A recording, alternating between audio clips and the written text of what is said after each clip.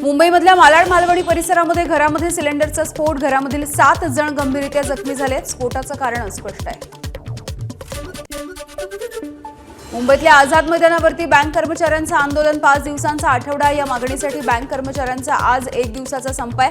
देशामधील बँक सेवा विस्कळीत होण्याची शक्यता आहे. नंदुरबार जिल्ह्यामधील राष्ट्रीयकृत बँकांचा आज 1 दिवसाचा संप, 5 दिवसांचा आठवडा लागू करण्याच्या मागणीसाठी बँक कर्मचाऱ्यांचा आक्रोश. मागण्या मान्य न झाल्यास तीव्र आंदोलनाचा इशारा. वाशिम बाजार समितीमध्ये सोयाबीनला गेल्या 5 वर्षांमध्ये सगळ्यात उच्चांकी दर. सोयाबीनला प्रति क्विंटल 5,200 ते 5,625 रुपयांचा दर मिळतोय. हमीभावापेक्षा अधिक दर मिळत असल्यामुळे शेतकऱ्यांमध्ये आनंदाचं वातावरण आहे.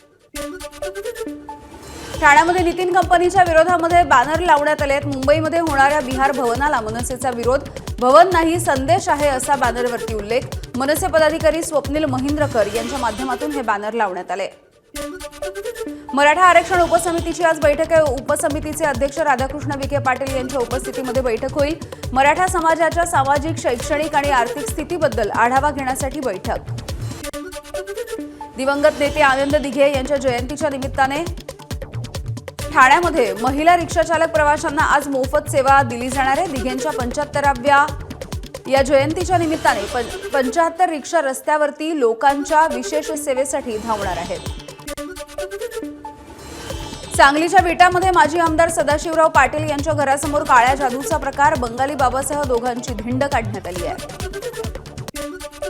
छत्रपती संभाजीनगरमध्ये ऐतिहासिक मणिकर्णिका घाटावरती भाजपच्या विरोधामध्ये धरणं आंदोलन. अहिल्यादेवी होळकर यांच्या पुतळ्यावरती भाजप सरकारनं बुलडोझर चालवल्याचा आरोप होतोय. कोल्हापूरमधल्या पन्हाळा किल्ल्यावरती सादोबा तलाव परिसरामधल्या बांधकामाच्या विरोधात हिंदुत्ववादी कार्यकर्ते आक्रमक झाले. 3 मजली इमारतीचं बांधकाम अनधिकृत असून तातडीनं कारवाई करावी अशी मागणी. हिंगोली परभणीच्या सीमेवरील पूर्णा नदीवरचा पूल धोकादायक स्थितीत आहे. पुलाच्या दोन्ही बाजूचे सर्व संरक्षणाचे कठडे आणि बॅरिकेड्स पडले. पुलाची रुंदी कमी असल्यामुळे वाहन चालकांना जीव मुठीत धरून प्रवास करावा लागतोय. राज्यामध्ये विजेच्या दरांच्या संदर्भात महाराष्ट्र विद्युत नियामक आयोग पुन्हा एकदा नव्यानं सुनावणी घेणार आहे. विजेचे दर वाढवण्यासाठी नव्यानं सुनावणी घेतली जात आहे का असा सवाल आहे. जळगाव शासकीय वैद्यकीय महाविद्यालयामध्ये अत्याधुनिक 128 स्लाइस सिटी स्कॅन मशीन आहेत. गुलाबराव पाटील यांच्या हस्ते याचं लोकार्पण होत आहे. केवळ मशिनरी नाही तर पुरेसं मनुष्यबळ आणि औषध साठा देखील उपलब्ध करून देणार असल्याचं गुलाबराव पाटलांचं आश्वासन. सोलापूरमधल्या अनगर नगरपंचायतीकडून स्तुत्य उपक्रमाचा संकल्प. रोज संध्याकाळी 7 ते 9 या वेळेमध्ये गावकऱ्यांनी मोबाईल न पाहण्याचा निर्णय. नगराध्यक्ष प्राजक्ता पाटील यांची माहिती. मोबाईल बंद करून पालकांनी मुलांचा अभ्यास घेण्याचं आवाहन. सांगलीमध्ये आज सामुदायिक विवाह सोहळ्यामुळे महाराष्ट्राच्या 59व्या वार्षिक निरंकारी संत समागमाचा शेवट होणार आहे. या समागमामध्ये महाराष्ट्रासह देश विदेशातून लाखो भाविकांनी सहभाग घेतलाय.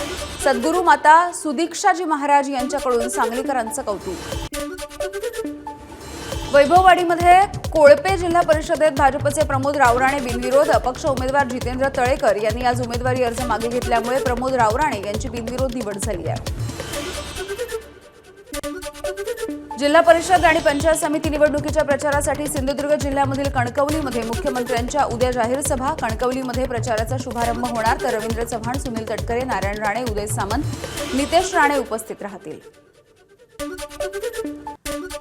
गुहागरमध्ये जिल्हा परिषद निवडणुकीमध्ये वातावरण तापलंय. भास्कर जाधव उद्या नातवाला देखील उमेदवारी देतील. जाधवांच्या मुलाच्या विरोधात मैदानात असलेल्या शिवसेनेच्या संतोष जैतापकर यांची टीका.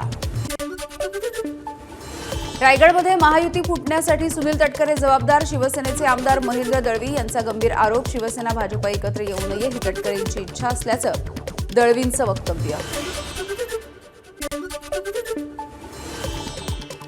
कोल्हापूरमध्ये जिल्हा परिषद पंचायत समिती निवडणुकीच्या प्रचाराची रणधुमाळी. काँग्रेसचे नेते सतीश पाटील यांची दऱ्याचे वडगाव या गावामध्ये प्रमुख कार्यकर्त्यांच्या सोबत बैठक. तर बैठकीच्या नंतर गावामध्ये झाडाखाली बसून त्यांनी जेवणाचा आनंद घेतलाय.